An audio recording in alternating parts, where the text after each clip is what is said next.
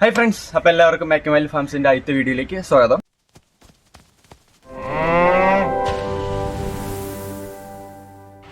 അപ്പോൾ friends, diary ഫാമിൽ നിന്നൊക്കെ എങ്ങനെ സ്ഥിര വരുമാനം ഉണ്ടാക്കാം, അത് എങ്ങനെ നല്ല രീതിക്ക് മുന്നോട്ട് കൊണ്ടുപോകാം എന്നുള്ളത് നമ്മുടെ കഴിഞ്ഞ 6 വർഷമായിട്ട് നടത്തിയ എക്സ്പീരിയൻസ് ഉള്ള നമ്മുടെ അമ്മയുടെ അടുത്ത് തന്നെ നേരിട്ട് പോയി ചോദിക്കാം കേട്ടോ. അപ്പോൾ നമുക്ക് കിട്ടാലോ. അപ്പോൾ അമ്മ, നമ്മുടെ ഈ ഡയറി ഫാമിൽ നിന്ന് എങ്ങനെ വരുമാനം ഉണ്ടാക്കാം എന്നുള്ളതിനെ കുറിച്ചൊന്ന് മുഴുവനായിട്ട് പറഞ്ഞു. നമ്മുടെ ഫാമില് 2 തരം പശുക്കളാണ് ഉള്ളത്. എച്ചപ്പും ജേഴ്സിയാണ് ഉള്ളത്.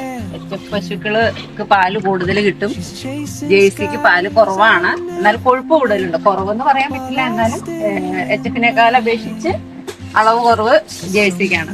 അപ്പൊ നമുക്ക് നല്ല പാല് കൊടുക്കാനോ ഉദ്ദേശിച്ചാണ് നമ്മള് പാല് കൊടുക്കുന്ന അധികം വീടുകളിലാണല്ലോ. പിന്നെ പാലിന്റെ ഉൽപ്പന്നങ്ങൾ ഉണ്ടാക്കുന്നുണ്ട്.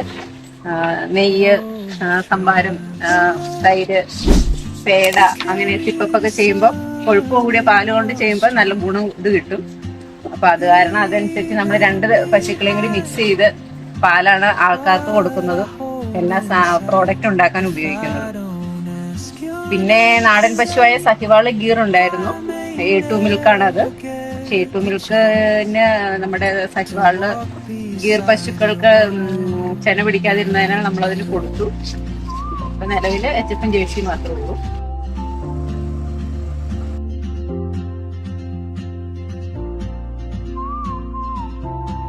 നിലവിൽ നമ്മുടെ ഫാമിലി ഏതൊക്കെ ഇനം പശുക്കളാണെന്ന് ഇപ്പോൾ പറഞ്ഞു കഴിഞ്ഞു.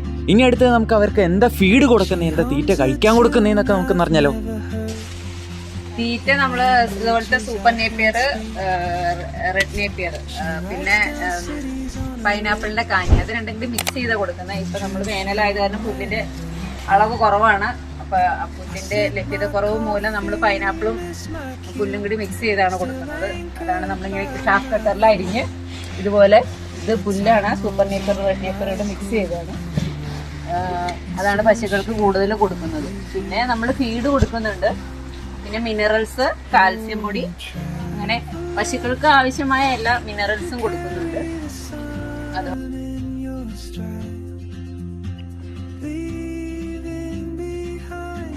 നമ്മൾ നിലവില് ഫാം 2 സ്ഥലത്തായിട്ടാണ് ചെയ്തേക്കുന്നത്. 10 പശു മുകളില്, 15 പശു താഴെയായിട്ടാണ് ചെയ്തേക്കുന്നത്. 2 പണിക്കാരുണ്ട്.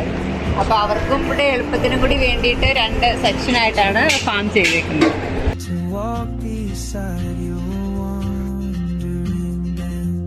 സമയം ഏകദേശം 3:30 എടുത്തിട്ടുണ്ട്. നമുക്ക് പാലിന്റെ സപ്ലൈക്ക് പോകേണ്ട സമയമാണ്. അപ്പൊ പാലിന്റെ സപ്ലൈക്ക് പോകുന്നതാണ് ഈ കാണുന്നത്. ഷാഫ് കട്ടറാണ്. പുല്ലരിഞ്ഞാണ്, പുല്ലും പൈനാപ്പിളും മിക്സ് ചെയ്താണ് കൊടുക്കുന്നത്. ഇതാണ്. പിന്നെ ഇതിപ്പോ നിലവിലെ താഴത്തെ പശുക്കളുടെ ഇതാണ്. താഴെയാണ് 15 പശുക്കളും ഉണ്ട്.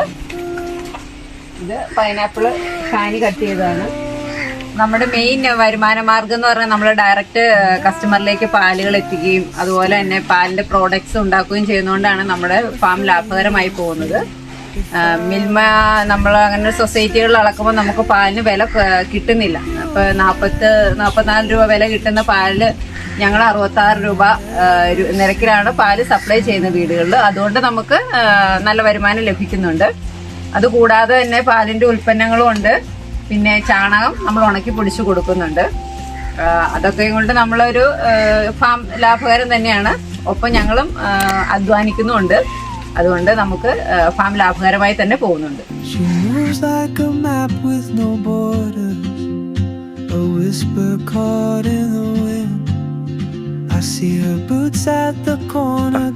നിലവിൽ നമുക്ക് പശു ഫാം കൂടാതെ തന്നെ കൃഷികളുണ്ട്. കൃഷിയും അതുപോലെ തന്നെ ബ്രോയിലർ കോഴിയുണ്ട്, ആടുണ്ട്, മുട്ടക്കോഴിയുണ്ട്. അങ്ങനെ എല്ലാം കൂടി ഒരു സമ്മിശ്ര കൃഷിയാണ് നമ്മൾ ചെയ്യുന്നത്. അപ്പൊ നമുക്ക് ഒരു ഇതിൽ നിന്ന് നഷ്ടം എന്തെങ്കിലും സംഭവിച്ചാലും മറ്റൊന്നിൽ നിന്ന് നമുക്ക് ലാഭം കിട്ടും.